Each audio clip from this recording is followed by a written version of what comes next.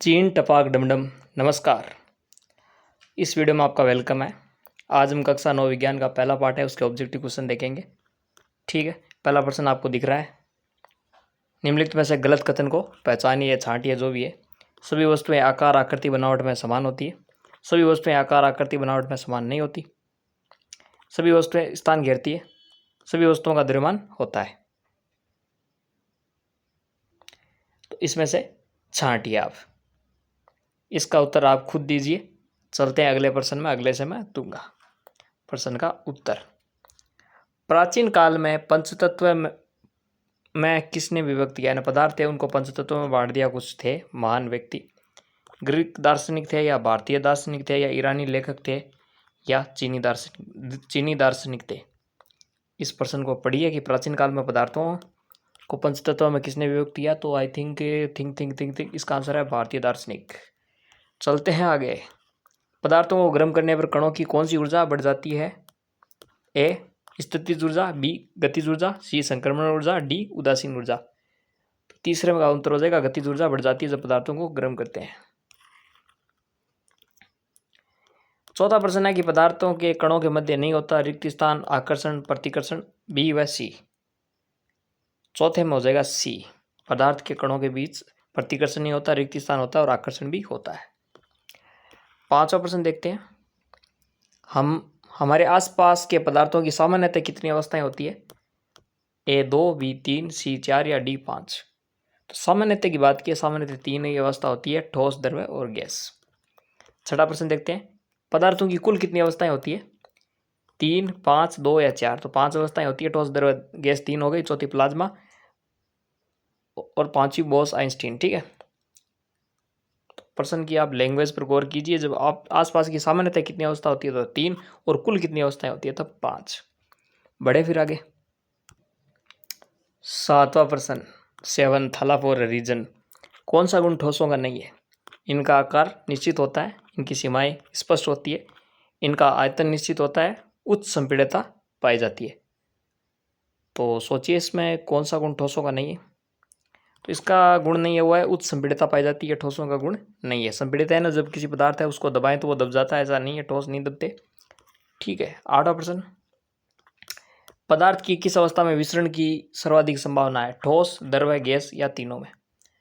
तो आठवां प्रश्न है, इसका उत्तर हो जाएगा बी। विसरण की वैसे संभावना गैसों में होती है, लेकिन ये प्रश्न मैंने किस तरह पूछा मैं यहाँ पर बता देता हूँ कि सर्वाधिक संभावना है ना द्रव्य में होती है। द्रव्य के अंदर ठोसों का विसरण भी हो जाता है और गैसों का विसरण भी हो जाता है, उस आधार पर यह प्रश्न। ठीक है, ये थोड़ा ध्यान रखिए। अगला प्रश्न है, पदार्थों की अवस्थाओं का संपीड़ितता के आधार पर बढ़ता क्रम कौन सा है? ए गैस, ठोस, द्रव्य, बी गैस, द्रव्य, ठोस, सी ठोस, गैस, द्रव्य और डी ठोस, द्रव्य, गैस। संपीड़ितता का बढ़ता क्रम यानी सबसे पहले कम किसकी, ज्यादा किसकी, इस तरह। तो संपीड़ितता सबसे कम होती है ठोसों की, फिर द्रव्य की, फिर गैस की। तो ये आंसर हो जाएगा डी। 10वां प्रश्न देखते हैं। पदार्थ की किस अवस्था में कणों के मध्य आकर्षण उच्च होता है ना, बहुत ज्यादा आकर्षण होता है? ए ठोस, बी द्रव्य, सी गैस या डी प्लाज्मा।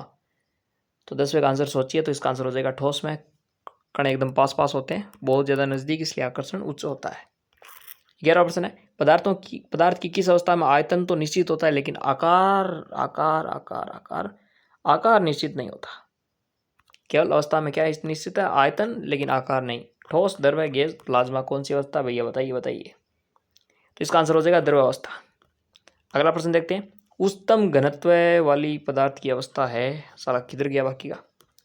ए ठोस, बी द्रव्य, देखते हैं अभी,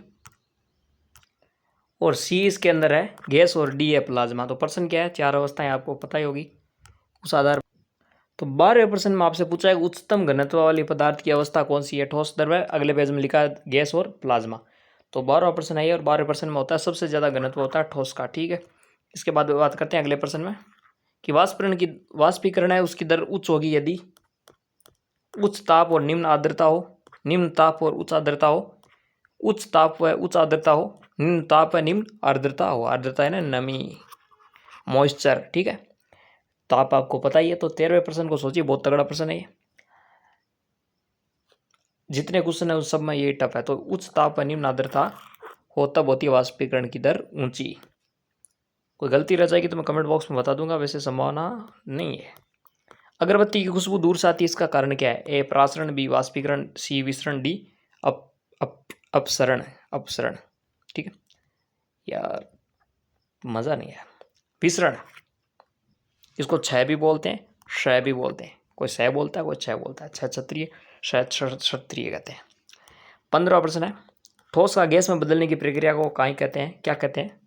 यहाँ पर राजस्थानी नहीं बोल सकते, ठीक है। सहगलन, वाष्पीकरण, संघनन या ऊर्ध्वपातन। ठोस से गैस बदल रहा है तो ये हो गया ऊर्ध्वपातन।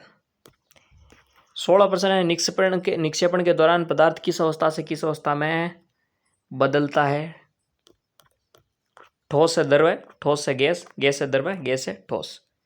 तो 16 प्रश्न का आपका आंसर हो जाएगा, गैस से ठोस में बदलता है निक्षेपण कहते हैं, ठीक है। इसके अंदर ठोस से द्रव्य, द्रव्य से गैस, यहाँ पर एक चार्ट दे रखा आपकी 9th के अंदर। मैं चाहूँ तो इससे यहाँ से 15-20 क्वेश्चन बना सकता हूँ, मतलब नहीं है, सेम ऑप्शन है। 2-3 बता दिए, बाकी क्या आप है ना पढ़ लेना। कुछ क्वेश्चन जो बन रहे हैं एकदम यूनिक होना चाहिए क्वेश्चन, ठीक है ना। आप वही ऑप्शन के साथ बार बार घिसे जा रहे हैं, वो मैं यहाँ नहीं कर सकता। संघनन के दौरान पदार्थ किस अवस्था से किस अवस्था में बदलता है? गैस से द्रव्य, द्रव्य से ठोस, ठोस से द्रव्य या गैस से द्रव्य, ठीक है ना। तो 17वां प्रश्न है, ए गैस से द्रव्य में बदलता है संघनन के दौरान। 18वां प्रश्न है, न्यूनतम ताप जिस पर ठोस द्रव्य में बदलता है क्या कहलाता है? ए गलनांक, बी क्वथनांक, सी जलनांक, डी ठोसनांक। 18वां इसमें हो जाएगा गलनांक। आप यह भी बता दीजिए क्वथनांक क्या होता है, ठीक है। कुछ यहाँ पर भी मैंने पर्सन इस ऐसे नहीं है कि मैं लेजी हूँ, मुझे बनाने नहीं आती, इसलिए बनाए कि कुछ क्या है कि हमेशा ऑब्जेक्टिव क्वेश्चन में कुछ पर्सन बनाना चाहिए, कुछ स्टूडेंट के लिए जिज्ञासा छोड़ देनी चाहिए, ठीक है ना, ठीक है। अदरवाइज क्या होता है, वो चीज़ें रटने लगते हैं स्टूडेंट कि ये होता है और थोड़ी देर बाद भूल जाते हैं। इसलिए कुछ पर्सन यहाँ पर बनाए आपके, वो रूपांतरण पदार्थों को उसमें बहुत सारे दे रखे हैं, लेकिन मैंने सारे नहीं बनाए, ठीक है। आप किताब से पढ़ सकते हैं, बाकी के जिज्ञासा होनी चाहिए स्टूडेंट के अंदर। कौन सा पदार्थ नहीं है? कुर्सी, वायु, स्नेह और नींबू पानी। तो ऑब्वियसली स्नेह है, वो पदार्थ नहीं है, बाकी तीनों है। 20वां है, किसका घनत्व सबसे कम होगा?